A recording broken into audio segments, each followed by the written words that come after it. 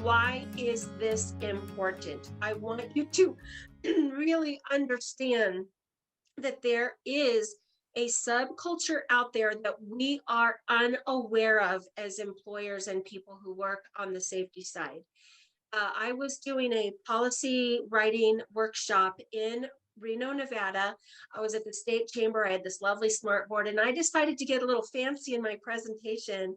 And I was explaining the drug culture, the subculture. And I said to employers, oh, well, by the way, look what I can do. And I go to Google on this big screen. And I said, where can I get a drug friendly job in Reno, Nevada? Bam, all these websites pop up, thousands of websites.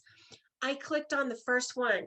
Now, Jobs to Careers, in fairness to them, they have taken this page down. They no longer let us search it this way because they got a lot of flack. I was doing this presentation nationally for quite a while, but I'm glad I saved this page because the information can still be found. And so look at what pops up. 337 no drug test jobs in Reno, Nevada, little exclamation point there. And they're listed by category and some of them by name, as you can see. And there was a guy sitting in the front row and he goes, well, I'm in manufacturing, click on that one. So I click on that one. His company is number 2. He said, oh, I want to see what's happening there.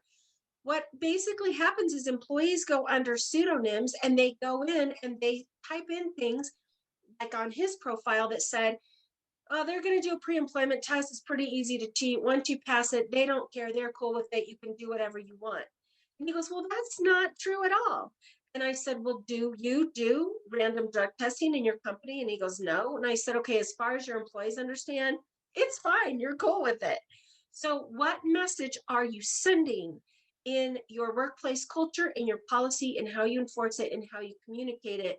And know that if you are failing to do any of those things, the subculture out there says to all of the drug users in the world, which, 90% of illicit drug users have full-time jobs, they self-report that, they talk to each other and they say, hey, go over here. They're not going to do anything to check you out. And so you can get away with whatever you want to do at that job. Just know that that is there and that is happening. And we all need to be aware of it. Hey, Joe, So, I'm going to interject something here as well. It's interesting you bring this particular slide is in the deck because, one of the large industries for us is transportation, trucking. And you go to a lot of the trucking forums and you see exactly this. You see drivers who are recommending companies to other drivers where they all test, but they recommend going to a place that doesn't hair test. So close to our business, it's the same as what you're describing here, but drivers are trying to steer each other away from places where they know that there's a much higher chance of getting caught. So I think no matter which industry you go across, you're going to find this kind of site. In this case, more of a general job site.